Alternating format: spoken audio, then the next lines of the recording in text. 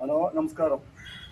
നമ്മൾ ഇന്ന് ഇവിടെ കാണിക്കാൻ പോകുന്നത് ഒരു ആള് നമ്മളെ കുട്ടി വന്ന് കവുത്ത് പിടിച്ചാൽ എന്ത് ചെയ്യണം, അവനെ എങ്ങനെ നേരിടണം, അവൻ്റെ അടുത്ത് എങ്ങനെ കഴിച്ചിലാവണം എന്നുള്ളതാണ് കാണിക്കാൻ പോകുന്നത്.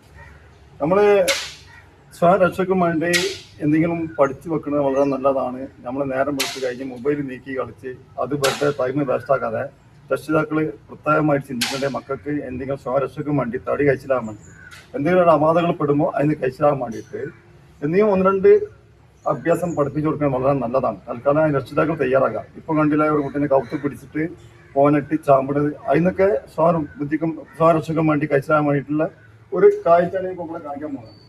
നമ്മളിങ്ങനെ നിൽക്കുന്ന ടൈമിൽ ഒരൊറ്റ വന്ന് കവുത്ത് പിടിച്ചു ഈ പിടുത്തത്തില് നമുക്ക് എന്ത് ചെയ്യാം, പെട്ടെന്ന് പിടിച്ചു കഴിഞ്ഞാൽ പെട്ടെന്ന് തിരിയാം.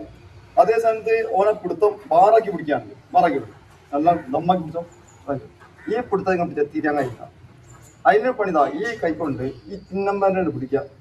ചിന്നമ്പൻ ഈ കൈയിന് ചിന്നമ്പേനെ പിടിച്ചിട്ട് ഇതാ ഏവനും ഇത് മാറി കിട്ടും. ഉണ്ടോ? അതൊന്ന്.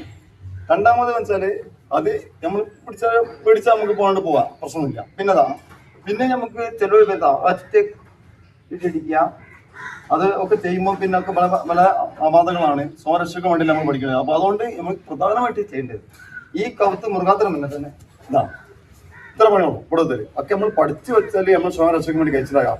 പക്ഷെ എന്തെങ്കിലും സംഭവിച്ചിട്ട് അടിയും കുത്തും കൊണ്ടിട്ട് പേരെ പോയിട്ട് രക്ഷിതാക്കി വേനപ്പെടുന്ന കാര്യമില്ല. അപ്പൊ രക്ഷിതാക്കൾ വളരെ ശ്രദ്ധിച്ചിട്ട് ഇങ്ങനെ കുറച്ച് ഐറ്റംസ് പഠിപ്പിച്ചു കുട്ടിക്ക് അതിന് സജീവനം രംഗത്ത് ഇറങ്ങുക. സ്വരക്ഷയ്ക്ക് വേണ്ടിയിട്ട് അടി ഉണ്ടാക്കാനോ കുത്താനോ തല്ലാൻ തന്നെ. അപ്പൊ അതുകൊണ്ട് അങ്ങനെ അപ്പൊ ഈ കവുത്ത് പിടിച്ച് കഴിഞ്ഞാൽ പിടിച്ചു കഴിഞ്ഞാൽ അവിടെ തന്നെ പിടിക്കാൻ പറഞ്ഞു പെട്ടെന്ന് പണി ഈ കൈട്ടായി പെട്ടെന്ന് എന്തും ചെയ്യല്ലോ. ഈ കൈ തന്നെ നമുക്ക് വളരെ എളുപ്പമായി എവിടെ ഈ കൈയിടാൻ കഴിഞ്ഞില്ല. എന്താ പിടി കൈയിടാൻ കഴിഞ്ഞില്ല. പെട്ടെന്ന് തന്നെ ഇത്ര ഇത് ചെയ്യാം. മുറുക്കി പിടിച്ചാൽ തന്നെ ഇനി മുറുക്കി പിടിച്ചാൽ തന്നെ നമുക്ക് എന്ത് ചെയ്യാം, ഈ ചിഹ്നം കൊഞ്ഞോറും അത് കയ്യോല്ല. നിങ്ങൾ ശ്രമിച്ചു നോക്കി, നമ്മൾ വെറുതെ അറിയില്ല, നിങ്ങൾ പ്രാക്ടീസ് ചെയ്ത് നോക്കി കയ്യോല്ല എന്നുള്ളത്. ചിഹ്നന്മാരിൽ പിടിക്കാൻ വേണ്ടി തന്നുമാരിൽ പിടിച്ചാൽ അത് നമുക്ക് എന്ത് ചെയ്യാൻ കഴിച്ചിടാൻ കഴിയും. കഴിഞ്ഞിട്ട് നമുക്ക് നമ്മുടെ തടി രക്ഷപ്പെടുത്താം. പിന്നെ നമ്മളെ ഏറ്റവും മുട്ടല്ല വേണ്ടി നമ്മളെ തടി കഴിച്ചാക്കി പോരാ, പ്രശ്നമില്ലല്ലോ. നമ്മൾ തന്മളല്ലേ അടിക്കുമ്പോൾ തിരിച്ചടി ഉണ്ടാവുള്ളൂ. അപ്പൊ അതിലൊരു പിന്നെ രണ്ടാമത്തെ ഒരു പരിപാടി നമ്മൾ പട്ടിയോണ്ട് പടിയെടുക്കും.